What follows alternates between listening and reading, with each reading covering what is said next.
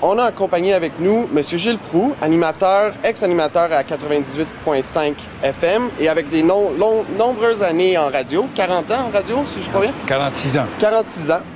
Et on est réunis aujourd'hui pour parler de la saga de Marie-Claude Montpetit, dont vous faites part. Vous étiez le premier à alerter le public du Québec, de Montréal, à propos de l'histoire de Marie-Claude Montpetit.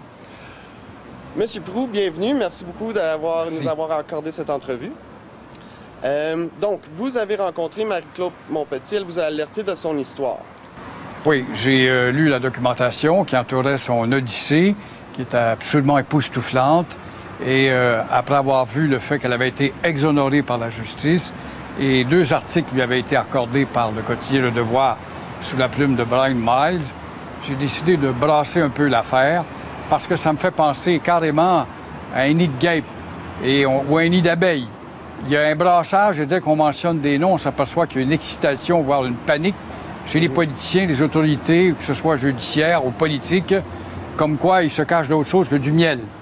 Et évidemment, cette histoire est encore non élucidée, mais quand on voit que la femme a été exonérée 2 fois par la justice, je ne comprenais pas à l'époque comment il se fait qu'on ne met pas les réflecteurs sur elle pour lui laisser, en tout cas, débiter sa vérité et amener une autre version par la suite pour qu'on puisse faire la part des choses. Ce que nous n'avons jamais réussi comme journalistes, et je me suis aperçu que mes confrères, qui étaient très intéressés à ce sujet-là, se sont vite tus, comme s'il y avait eu un pouvoir quelconque. Et moi-même, en recevant madame à mon micro et en studio, les caméras de télévision sont venues, celles de Radio-Canada et de CBC, et aussi du journal La Presse qui écoutait avec attention et qui pourtant n'ont absolument rien fait, comme si c'était réfugiés dans leur dernier refuge, ayant peur d'une puissance occulte quelconque. Et moi-même, j'ai reçu une mise en demeure de me taire de la part du bureau de M. Coder. Alors, ce que j'ai dû faire, j'ai respecté la mise en demeure puisque je travaillais pour une station de radio qui avait aussi peur, mais j'ai bien mentionné, je rappelle, que jusqu'à la preuve du contraire, j'aimerais bien qu'on me prouve que Mme Montpetit n'est pas juste dans ses propos, et on n'a pas réussi encore. Non. Et puis, inviter d'autres stations de radio, d'autres médias pour être présent à une entrevue, pour avoir un scoop, c'est extraordinaire. Ça se passe pas à tous les jours. C'est évident, ça crée un effet d'entraînement et ça fait mettre la personne sur la carte qui a comme seul moyen de défense, les médias, de faire éclater en tout cas sa vérité. Si ce n'est pas sa vérité, c'est aux autres de prouver que ce n'est pas sa vérité par d'autres moyens que de dire on va vous mettre le bâillon et on n'en parle pas. Ben ouais. Alors, il y a quelque chose, il y a anguille sur roche et je continue de le croire. Et donc, la station a reçu des mises en demeure de Denis Coderre. Oui. Et puis, après ça, parce que vous l'avez passé, Marie-Claude Montpetit, 6 fois individuelle. Elle est revenue à 6 reprises dans vos studios.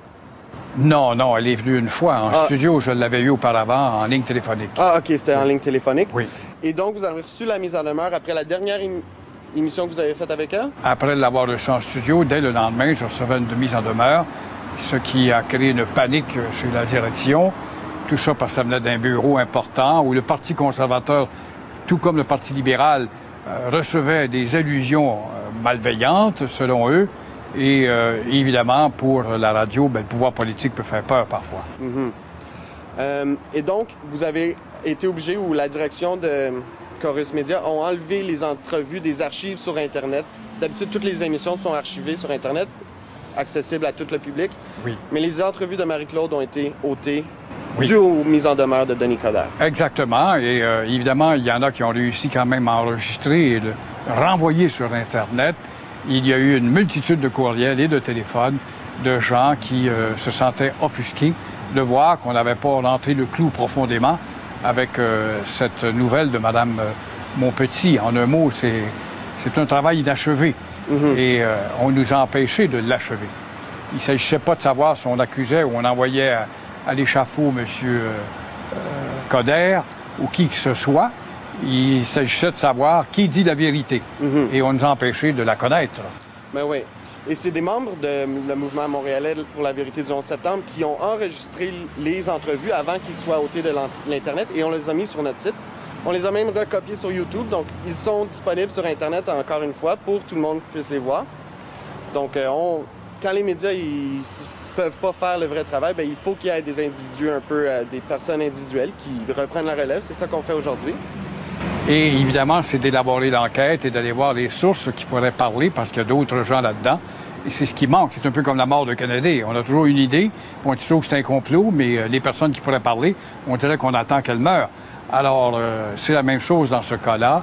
Il y a des adresses d'établissements qui ont été nommées par Mme Montpetit, où on aurait pu aller vérifier chez les propriétaires, que ce soit sur la rue Saint-Denis ou la rue Bishop. Malheureusement, on n'a pas pu pousser plus loin que ça.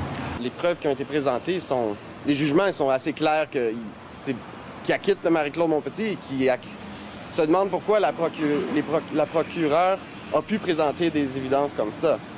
C'est justement le genre de conclusion à laquelle on en vient. Comment il se fait, si elle a été exonérée à 2 reprises, par 2 instances, que l'on ne fasse pas la lumière sur le restant de l'histoire. C'est bien beau de dire elle est dépressive, elle est ici, elle est maniaco-dépressive, elle a dévié. Bon, on peut inventer toutes sortes de sornettes, évidemment, pour réduire une personne qui a quelque chose à dire.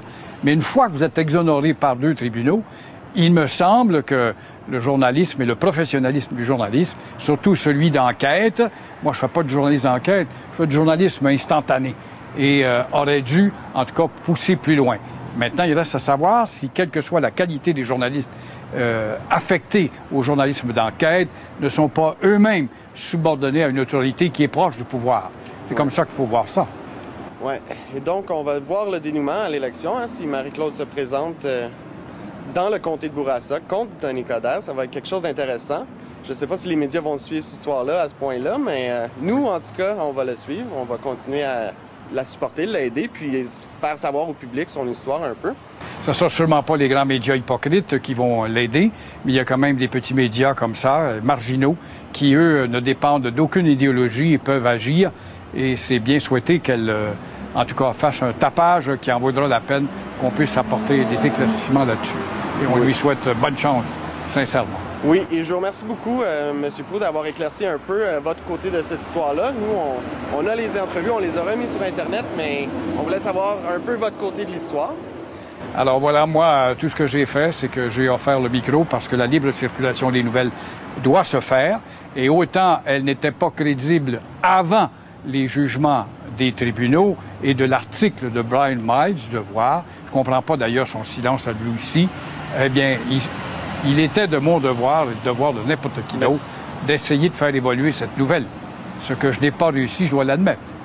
Mais ça va continuer et peut-être qu'on va se recroiser un peu plus tard quand l'histoire va avancer un peu plus et on va être plus en mesure de présenter au public peut-être un reportage qui explique vraiment la preuve parce que... D'accord. Bien, bonne chance à vous aussi. Bien, je vous remercie beaucoup. Et merci bien. Et... Au revoir, M. Biron. Bonne continuation, bonne retraite et continuation de carrière. Merci. Merci, au revoir.